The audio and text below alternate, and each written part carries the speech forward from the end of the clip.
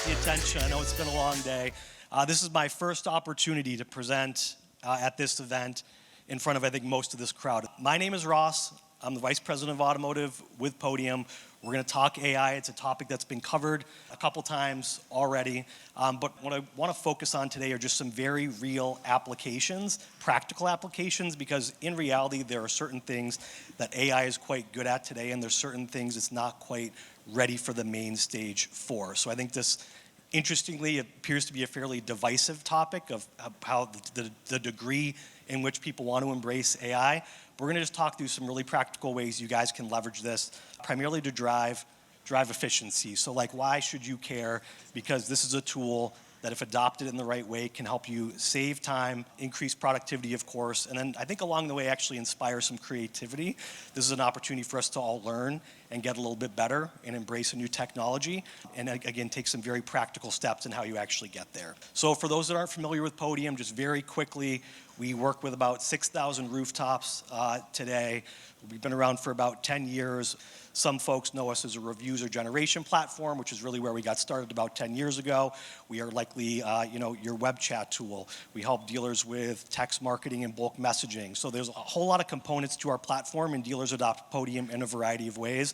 But our sort of claim to fame, and what most folks know Podium as, is the first technology provider to use texting as a way to generate reviews, in particular to optimize your Google listing. So we've spent some time talking about reviews today, but at the end of the day, we're here to help you all convert leads and make more money. And so that's where we're going to center that conversation on AI today. We've talked a lot about reviews and the importance of your standing in local search. So I'm not going to spend a ton of time on this. Again, I want to add to the conversations today. I don't want to retread the conversation that we've already had today. But the importance, just think of the importance of your local SEO and your relevance within local search.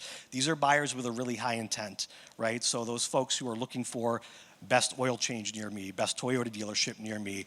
There's an action happening typically within 24 to 48 hours post that search. So incredibly important just to understand anyone who's doing a near me search is in buying mode. They're looking for a product or service of some kind. We've touched on optimizing your position in local search. A couple other pieces that I just want to add to what was discussed earlier today. So yes, you care about star rating. Yes, you care about frequency of reviews, new reviews coming in. There is no magic number. To a degree, you're stacking up against competitors in your local market, and this is your opportunity to outshine them. So if I am you, I would look at where your competitors sit in terms of reviews and star rating. We understand the importance of that, and of course, responding to reviews. So how this ties back to AI and the point of where AI can fit into this conversation is essentially using this as a way to collect reviews in a systematic or programmatic manner and also respond to those reviews with AI. So this is one of the ways or places that AI really shines today, and it's something it's quite good at. AI is really, really good at reading conversations and the context of conversations and giving responses to that, right? So it's a way to take the operational load off your shoulders. We've talked a lot about the importance of, yes, you need reviews. My recommendation to you all is use a solution that reaches out to customers post-transaction in the medium that they're actually going to respond to, and that is SMS, it is texting. And so you can leverage AI to generate customized review requests. It gives you the opportunity to personalize without having to personalize yourself. And it also gives you the opportunity to respond to those reviews without actually having to have somebody in the store managing that. So AI can generate personalized review responses in a really, really nice way. So the best practice, or the way I've seen dealers engage with this, is for all of your 4 or 5 star reviews, AI can give you a personalized response to those, right? You don't necessarily need to touch that. And the majority of reviews you're going to receive, if you're soliciting reviews, are going to be 4 and 5 star reviews. So we've talked a lot about, hey, if you don't ask, you don't receive. So if you want to receive positive feedback, ask every single customer that you're interacting with. Like, don't be scared about asking customers. You can automate this type of flow with your DMS, use texting. You're going to go from receiving 10 to 20 reviews a month to 100 plus reviews a month, depending on the volume of your store. But the amount of reviews that you're posting to your online listings should come somewhat close to the amount of units you're moving or ROs you're working through the dealership each month. So if you're getting 10 reviews a month, that's probably pretty wide gap between the amount of customers you're actually doing business with. So use AI, automate the process, use it to respond to your positive reviews. And then my recommendation is you guys handle your negative reviews, right? Like, there are ways to engage with negative reviews. You want to be super tactful about it. You certainly don't want AI posting a response to a negative review. You want to try to take that conversation offline as best you can, de-escalate the situation, and then also use that as a learning opportunity. Like, what was the issue with this customer? Turn that situation around. Ask them to go adjust their star rating, which most people are willing to do if you're gonna actually reach out to them and try to rectify the situation. Those are the ones that you continue to handle in-house. But up until today, there's really two ways you manage this. You have someone in the store who responds to all your reviews. If you're soliciting reviews, that's a lot of work for one person to do, or you've been able to outsource it to another human or agency. Right? Like, you're saying, hey, other person that doesn't work in this dealership, respond to these reviews. It's a human-driven service. So AI offers the opportunity to get all those reviews responded to, likely for a much lower price if you're outsourcing that, because you don't need a human in the mix, right? And this is stuff that can be automated and ensure that you guys are managing this in the right way today. How do we use AI to convert new customers, make it easy to start a conversation and keep the conversation going? So we've covered web chat. I think there was already a poll of how many people have chat on their website. Just a couple of other points I would add to this. Make sure you're optimizing the experience for mobile. I'm not going to stand here and assume I know exactly what the share of mobile versus desktop activity is on your website, but you got to optimize for mobile, and optimizing for mobile really does mean texting or SMS, right? The amount of seconds spent on a website is typically around 8 seconds or so, right? People are moving through things very quickly, and that means they're off your website very quickly when they found what they need. And there's a lot of options out there. I would just, again, index heavily towards messaging. There's a couple key benefits to doing that. You're capturing that customer once they leave your site. You're tethered to them in their pocket. And so the beauty of SMS is that, number one, it is the preferred communication channel of essentially not just the younger generations, but everybody at this point in time. It lines up with expectations, largely from the customers that you're going to be dealing with. So I'd index towards that. What are the leading expectations? The leading expectations are SMS. It is the preferred communication channel. So make sure you're indexing towards offering that as an opportunity for people to communicate with you from your website. Communicate with consumers the way they want to connect with you, and AI can help with that as well. So we're going to talk about AI managing some of these inbound conversations from your website or other third-party lead sources. And there's definitely a number of providers in the market that have pushed solutions out over the past 5 to 6 months or so. AI is really good at managing top-of-funnel leads.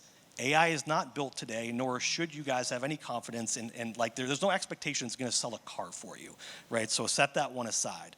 But as we've talked a lot in the conversation over the past 48 hours, BDC understaffed, tough to find, good talent, and you've got most of the inbound leads and opportunity flowing through that area of the business. So the opportunity that you all have today is to leverage AI to do a couple things. Manage lead overflow, number one, or manage those conversations that are coming in after hours. And so that's where AI really shines. It's answering inventory questions. Your inventory is already on your website. Like, it's very easy to understand what models and makes and what you actually have in stock. Have AI handle that conversation to answer basic inventory questions, and have it be outcome driven. And by outcome driven, I mean it's meant to get somebody to come into the store, come in for a test drive. And if it gets to the point of escalation, look for an AI solution that's going to flag and pass that conversation off to a real human, right? So use it as a filter for your third-party leads where maybe you have lower confidence of conversion. Use it to manage lead overflow, but have the expectation that, hey, this can really help me manage and filter that top of the funnel and then tee up those opportunities for a human in the store to work. And so that is where AI really shines today. Part of the reason I'm suggesting leveraging AI on leads is just to recap a bit of what we've talked about. We're adjusting to a new normal. We're in a competitive market, and every lead obviously matters a lot. And so your advantage over your competitors is how quickly you can engage with that lead. So if someone comes in, submits a third-party lead, comes in through web chat, comes in through something after hours where no one's staffed to respond to it, They're also going to speak to another competitor. The person that's going to win that lead is whoever gets to it first. So I would just keep that concept in mind of speed to lead. How do you get quick touch on every lead to start to get engagement going and get a conversation started with that customer? And again, there are some AI solutions out there that are really good at putting you in the position to walk in to test drives the next morning. You want to make sure every lead that's coming to you is being at least engaged with as quickly as possible, because if not, you're missing that lead and it's going to a competitor. Look for a solution where you can pull all of your leads together into a single interface. For a lot of folks, that might be the CRM. For other folks, you might be using a different type of solution. But look for something where you can aggregate all of those leads and inbounds into one single pane view to manage those and have a great understanding at the store level of essentially who's handling what lead. And for the customers who we've seen leveraging AI, it's, in a lot of cases, like the set rate is approaching what some of their better BDC reps are able to accomplish. So I'd have a ton of confidence in conversational AI and its ability to work those top of funnel conversations with customers and make sure that everyone's getting that love and attention immediately. The other place where AI is really starting to shine is in applications around the phone. It's really good at text-based messaging. It can come across as a person. It's not quite there from a voice perspective, but it sure will be. Probably in the next year or two, it'll actually sound and feel like a human, but we're not there yet. But the applications in which AI does a really great job is putting together things like call transcripts and summaries. We use a solution called Gong that puts together really nice AI call summaries, so I don't have to sit there and listen to a call from a rep. I can quickly open it up, look at 5 or 6 bullet points, and it does an outstanding job of basically summarizing the points of that conversation, right? And so a lot of these AI solutions that are tied to a call tracking provider or a phones provider also have the ability to deliver those, not just the transcripts, but the AI call summaries directly into your CRM. And so AI from a phones perspective, really, really good at analyzing the context of a conversation and giving you the high points. Again, we're talking about driving efficiency and making your jobs easier, and that's where AI does a really great job today. This is something that was really scary, I think, 3 or 4 years ago. Just a couple of, I think, really important points on this. Make sure that the list you're working with is opted in, and there's a lot of great tools out there where you can leverage on your website and other interaction points with customers to get them to opt in for marketing messages, right? So if you have a clean opt-in list, you're in a really, really strong position, and this is extremely, extremely effective marketing. Most consumers are very open to receiving text-based marketing today, right? Of course, they're going to opt in to it first, right? So you're protected. But this is something that this is a channel that people want to engage with you on. And so know that this is what people want. I know for brands that I engage with, I want to sign up in certain cases for text alerts because I'm not going to see it in my email. We're completely inundated there. So texting is a great way to drive engagement, and email will always be email, right? Like as we move forward over time, the return that you receive will either go down or remain steady state. It doesn't mean there's not a place for email marketing, but texting is really where it's at. Yes, text messages are still open to the tune of 97 to 98% read rate. They're also open typically within the first 3 minutes of receiving them. So it's an outstanding way to make sure that your message is received, viewed, and responded to. The other great thing about, again, text-based marketing is if you're promoting a special, people can text that number right back and you get to receive that response if there's some interest. Where AI comes into play here is using it to basically build or script different texting campaigns for you. So from a content generation standpoint, AI does a really good job of receiving prompts and helping you spin up things like text-based marketing campaigns. So sort of 2 takeaways here. Number 1, if you're not doing any sort of text-based marketing today, you absolutely should be because there's high return. And 2, things like AI content generation can make it really simple and easy to put together a campaign in less than 5 minutes of your time. So consider those things as you go back and think about your marketing mix and how you're reaching out to customers and promoting. That's really all from me today here, guys. So we'll end with Q&A. You were talking about chat, and 50% of customers expected chat widget to be on the website. Text marketing platforms that have the widget, is that considered the same thing as chat to you, or is that something completely different? I mean, so Podium runs this platform exclusively on SMS. So when we think of web chat, we're talking starting a text conversation from the website for that customer to engage. And that's also a way for dealers to build opt-in lists to then text market to at the appropriate time. So we've had a lot of talk about AI. My question is for you, Sean, as a sales trainer and someone that helps dealers with our sales process. Where do you see the best use of AI in that sales process? Oh, wow. Okay, well, challenge accepted. All right. So in the spirit of Covey, right? Be careful of distractions disguised as opportunities. I have ADD in case anybody doesn't realize that by this point. And so for me, it's very, very important to repeat that to other people that might have ADD, like car people, is that's gonna help you make all the decisions. All this stuff sounds great, looks sexy, might be fun, but is this what you absolutely need? And if it's not, then don't be distracted by it. A true professional, especially at your level, guys, you're trying to get to that whole nother stratosphere. Don't be distracted by things disguised as opportunities. So you have to figure out what is the most important thing to either accomplish or fix within your organization. And whatever that might be, if it's service, if it's sales, if it's BDC, if it's phones, if it's whatever it is, right?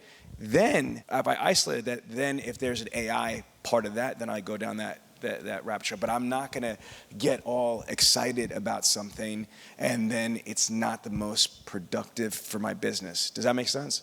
I feel a little bit like I cheated getting out of that, but that's honestly how I'd answered. I wanna focus on what's the important aspect of my business to either solve or accomplish. Say again? The preeminent, right, Sean? Yeah, 100%. Thank you, LA, for the prompt. I'm exhausted. So Dr. Covey talks about preeminent, because when I asked him that question. I said, well, how do we identify, what's not a distraction? He said, well, you got to find the preeminent. Preeminent is such an incredible word, because only one. There aren't multiple preeminents. Preeminent is the supreme mecca. It's the absolute. So once you identify what the absolute most important thing is, and that's in itself a challenge, right? Because there's a lot of things that we can improve. The whole concept of Kaizen is the art of continuous improvement, and we can always improve on something. So it's a discipline to be able to focus on what's the most important thing. And this is what Covey says from the 7 Habits of Highly Effective People. Effective people focus on the absolute most important things. It's the other people that are distracted that are never at that level. So I hope that answers the question. As far as AI goes, what do you think is the best combo to use it at the sales level with the salesperson? So where I have seen success, the way that I would articulate it is like AI is not going to do what your salesperson's doing. What AI is good at is starting a conversation to see if there's some engagement there, right? So again, if you're pulling in leads from multiple sources and you're working to drive engagement on those, but you can't necessarily touch every lead or give them the attention they deserve, AI becomes a solution to get the conversation started and start to answer basic questions that customer has. At some point, given the state of the technology today, that lead then needs to get passed off to the right person at the store to work, whether it's a BDC agent or you set an appointment and that customer's now coming in the store, right? So I'm putting all my faith into a computer system, that it could say something negative if something messed up. You know what I mean? yeah, I think it's a good point. I'd say the approach we've taken is very, very conservative with a lot of guardrails on certain questions it just straight up won't answer. It doesn't mean AI is not going to make a mistake or say something weird at some point. Like those things certainly happen. But I don't know if everyone has heard the story of Full Path, the AI selling a car for $1. This has floated around in the media for a while. It's definitely a thing that happened, right? And so I think the way in which we approach it is like any sort of pricing question, that gets passed off to a person. Like we don't engage with those types of questions. So I think it's a fair fear. We've taken a very conservative approach to really just answer specific types of questions. And again, it's outcome driven. And that outcome is to get the person to ask for a test drive, ask it for a test drive and get that scheduled essentially. Question, I don't know if it's going to be more so for you or for this guy over here that answered a question earlier. For the opt-out request, I have had this happen more times than I can count where a customer will opt out of the text messaging, but then they'll still continue to text me and want to engage with me via text. Is that technically illegal, or what's the word there? I mean, the way that we've set up our platform, if someone opts out, like there is no communication back and forth at any point further. So you wouldn't receive that text if they texted back. So that's the way we safeguard dealers. Thank you very much, Ross, for putting on a great Absolutely. presentation. AI is a hot topic. Give One it more up round of applause. for Ross Tinkham. Listen, if you don't have access to Bradley On Demand, you're missing out on crucial information. The top automotive groups like Coons, Lithia, and Norm Reeves have all used Bradley On Demand to train their teams. And guess what? The world's #1 car salesman, Cody Carter, shares his exclusive strategies right here. You want his secrets? You gotta have Bradley On Demand. Stop waiting and start winning. Dominate your market. Click the link and get access now.